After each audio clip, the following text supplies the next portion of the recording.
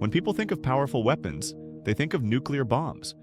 But one of the most dangerous weapons on Earth doesn't explode at all. It hides deep under the ocean. Submarines can stay underwater for months, completely invisible. They can carry missiles, track enemies, and strike without warning.